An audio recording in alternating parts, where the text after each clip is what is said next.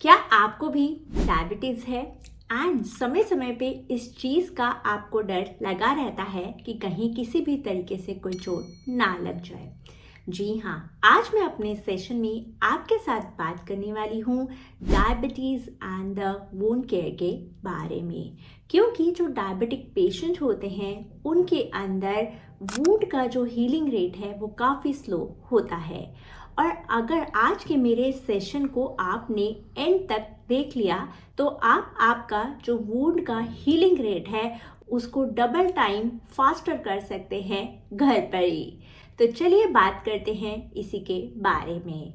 मेरा नाम है डॉक्टर सोनल भटनागर एंड स्वागत है आप सबका मेरे यूट्यूब चैनल पे डॉक्टर सोनल हेल्थ रिवाइवल। उससे पहले मैं आपको बताना चाहूँगी कि अगर आप आपका appointment doctor Sonal health revival के साथ बुक करना चाहते हैं तो आप इस वीडियो के डिस्क्रिप्शन बॉक्स में मेंशन वेबसाइट लिंक को विजिट करना ना भूलिए। तो चलिए अब हम डिटेल में बात करते हैं diabetes and the wound care के बारे में। सबसे पहले हमको ये जानना ज़रूरी है कि डायबिटिक पेशेंट में ऐसा तो क्या होता है जिसकी वजह से वुंड यानी कि किसी तरीके की कोई चोट या मार जो है वो बहुत स्लो रेट पर हील होती है।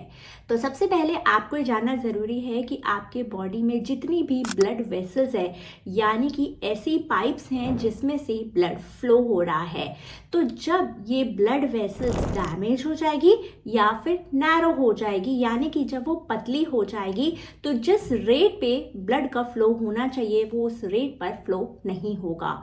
और जो भी आपकी अफेक्टेड साइट यानी कि जिस लोकेशन पर या फिर जिस साइट पर जो चोट लगी होगी ब्लड जो है वो प्रॉपर वे में उस साइट तक रीच नहीं कर पाएगा। तो यहाँ पर ध्यान देने वाली बात ये है कि जो ब्लड है वो कैरी करता है oxygen and the different essential nutrients. तो जब इम्पॉर्टेंट न्यूट्रिएंट एंड ऑक्सीजन उस पर्टिकुलर वुंड यानी कि जिस जगह पर वो चोट लगी है वहाँ तक नहीं पहुँच पाएगा तो ऑक्सीजन ना मिलने की वजह से वो जो एरिया है वो प्रॉपर तरीके से हील भी नहीं हो पाएगा। साथ में मैं आपको बताना चाहूँगी कि जो ब्लड होता है उसके अंदर वाइट ब्लड सेल्स होते हैं जिसे हम WBCs भी बोलते हैं। ये एक तरीके के फाइटर सेल्स होते हैं जो फाइट करते हैं अगेंस्ट द इन्फेक्शन एंड वो इंक्रीज कर देते हैं आपके बॉडी में होने वाले वुंड के हीलिंग रेट को।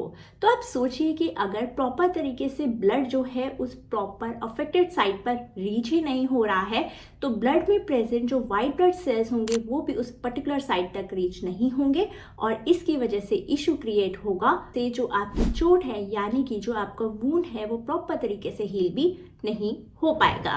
दूसरी चीज यहाँ पर इम्पॉर्टेंट ये है कि आप सोचिए कि अगर आपके ब्लड के अंदर शुगर की मात्रा बहुत ज़्यादा है तो क्या होगा।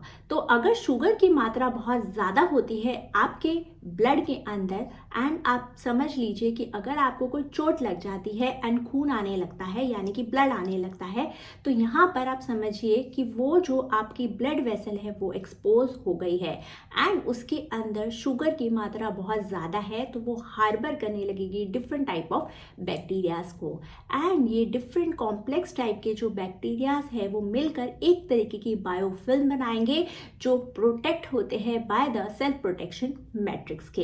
एंड अगर इस तरीके की बायोफिल्म फॉर्म हो गई है एंड साथ ही साथ वो सेल्फ प्रोटेक्टेड मैट्रिक्स भी क्रिएट कर चुके हैं तो बहुत ज़्यादा पॉसिबिलिटी होती है कि एंटीबायोटिक का भी रेजिस्टेंस आ जाए यानी कि अब एंटीबायोटिक भी काम करना बंद कर सकता है। तो ये तो मैंने आपको बहुत सिंपल फॉर्म में बताया कि डायबिटिक पेशेंट में ऐसे कौन से इम्पॉर्टेंट कारण होते हैं जिसकी वजह से डिलेड वुंड हीलिंग का इशू देखा जाता है। अब मैं आपके साथ बात करने वाली हूँ कि ऐसे कौन से स्टेप्स हैं जो आपको लेने चाहिए अगर आपको किसी तरीके का इन्फेक्शन वुंड या फिर किसी तरीके की कोई चोट लग गई है। तो सबसे पहले and the most important one is आपको आपके ब्लड ग्लूकोज लेवल का चेक रखना चाहिए। बहुत बार हमें या हमारे नियर एंड डियर वन को कोई चोट लग जाती है तो हमारा सारा का सारा जो कंसंट्रेशन होता है वो उस चोट यानी कि उस वुंड पर चला जाता है और हम कहीं ना कहीं भूल जाते हैं कि जो हमारा बेस कोर है यानी कि जो हमारा डायबिटिक कंडीशन है यानी कि हमारे ब्लड वेसल्स के अंदर जो शुगर की मात्रा बढ़ी है वो उस पर्टिकुलर वुंड को हील ही नहीं होने देगी। तो आपको वुंड यानी कि उस चोट का ध्यान तो रखना ही है, साथ ही साथ आपको आपके ब्लड शुगर लेवल को भी कंट्रोल करना है।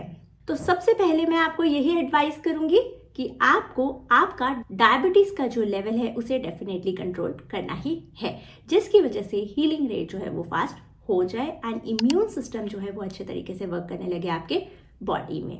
अब आप सोच लीजिए कि आपको अगर कोई चोट लगी है तो सबसे पहले यहाँ पर ध्यान देने वाली बात यह है कि आपको उस पर्टिकुलर वुंड को यानी कि उस चोट को क्लीन करना है विद द सोप वाटर से, सलाइन से या फिर कोई भी एंटीसेप्टिक सॉल्यूशन से।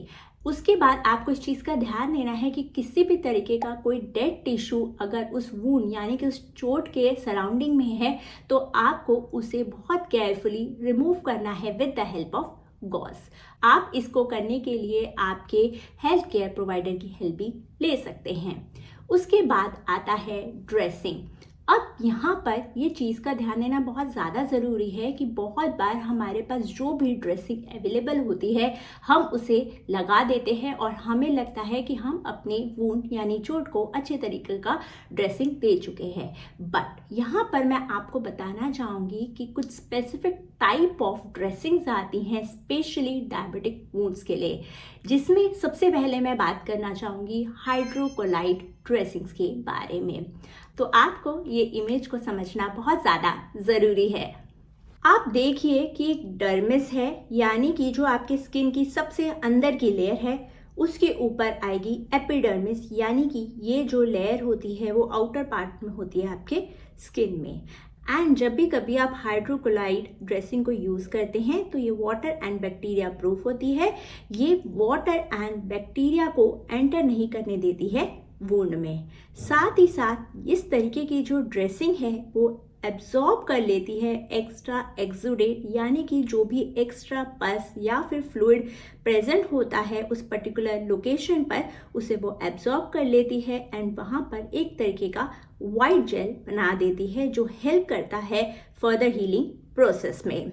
सेम इसी तरीके से आप सिलिकॉन फोम ड्रेसिंग को भी यूज़ कर सकते हैं। Then comes protect the wound.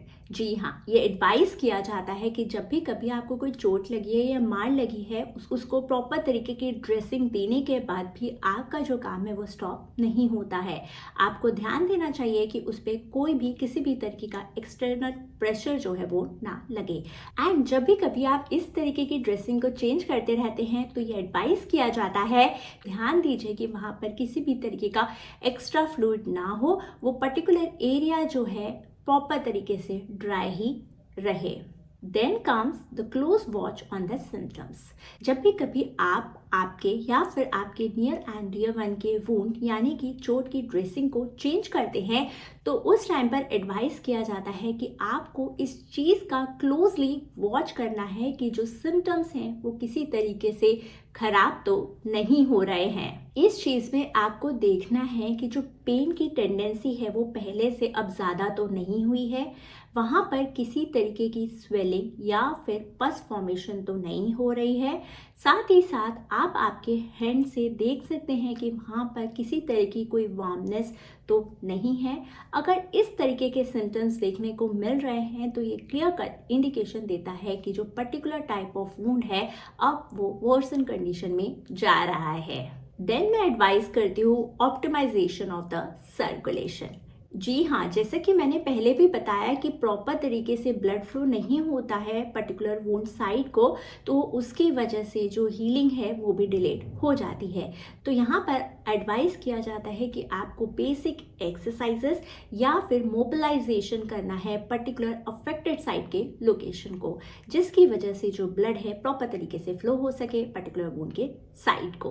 And अगर आपका जो अफेक्टेड एरिया है वो लोअर लेग वो लोअर लिम्ब यानी कि लेग रीजन में है तो आप उसे स्लाइटली एलिवेट भी कर सकते हैं, यानी कि उसको रेस्ट पोजीशन से थोड़ा सा अगर आप ऊपर रखेंगे तो आप एक तरीके की स्वेलिंग से बचा सकते हैं पर्टिकुलर लोकेशन को। अब मैं आपके साथ बात करने वाली हूँ बहुत ही important part of this session, that is the diet. जी हाँ, हमेशा जो भी पेशेंट को डायबिटीज़ होता है, साथ ही साथ उनको किसी तरीके के कुछ वूंड का इशू भी चल रहा है, तो मैं अपने डाइट में उनको एडवाइस करती हूँ कुछ ऐसे फूड आइटम्स जो वूंड के हीलिंग रेट को बढ़ा देंगे।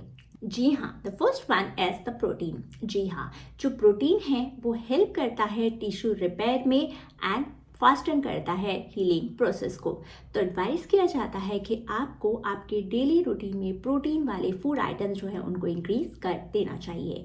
अगर आप वेजिटेरियंस हैं तो आपके पास मल्टीपल ऑप्शंस हैं, जैसे कि चिकन हो गया, एग्स हो गए, मीट हो गया, एक्सेट्रा। एंड अगर आप वेजिटेरियन हैं तो भी आप different type of plant based protein को इंटेक कर सकते हैं।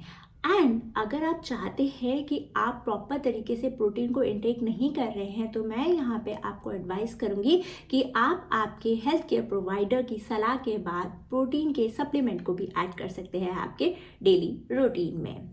Then second one is the important vitamins. जी हाँ, vitamins like A, C and E vitamins का जो कंजप्शन होता है वो आपको डेफिनेटली इंक्रीज कर देना चाहिए, स्पेशली तब जब आप किसी तरीके के वुंड को फेस कर रहे हैं तब, क्योंकि vitamin C and vitamin A जो होते हैं वो कोलेजन सिंथेसाइसिस एंड स्किन की इंटीग्रिटी को बना के रखते हैं। साथ ही में आप विटामिन ई को भी कंज्यूम कर सकते हैं, जिसकी वजह से हीलिंग रेट जो है वो फास्टन हो जाता है। तो ऐसे में मैं एडवाइस करूँगी कि आप सिट्रस फ्रूट यानी कि जो भी खट्टे फ्रूट्स होते हैं जैसे कि स्ट्रॉबेरीज हो गई, बेरीज, ब्लूबेरीज हो गई, लेमन जूस हो गया, इस तरीके के चीज़ को, इस तरीके के फूड आइटम्स को कंज्यूम करना स्टार्ट कर ही दीजिए।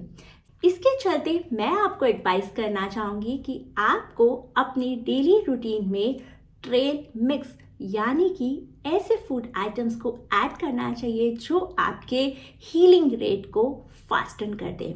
जी हाँ, ट्रेल मिक्स को बनाने के लिए आप different type of almonds, walnuts and different type of seeds like flax seeds, sunflower seeds and chia seeds जैसे सीड्स को ऐड कर सकते हैं। एंड उसमें अगर आपको फ्लेवर चाहिए तो आप अनस्वीटेंड फॉर्म ऑफ कोकोनट को भी ऐड कर सकते हैं। एंड जब भी कभी आपको कुछ स्नैकिंग करने का मन हो तो आप इस ट्रेल मिक्स को डेफिनेटली यूज़ कर सकते हैं।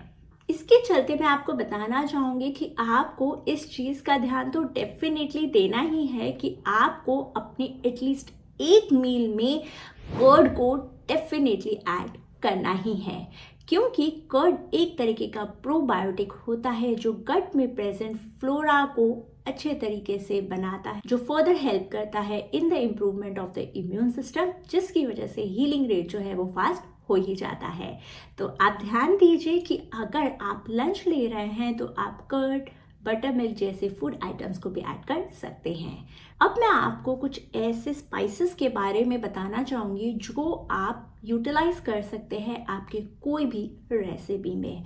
अगर आप डायबिटीज से सफ़र कर रहे हैं, साथ ही साथ आपको डिलेड वूंड का भी इशू है, तो मैं एडवाइस करती हूँ तो आप गार्लिक को कंज्यूम कर सकते हैं।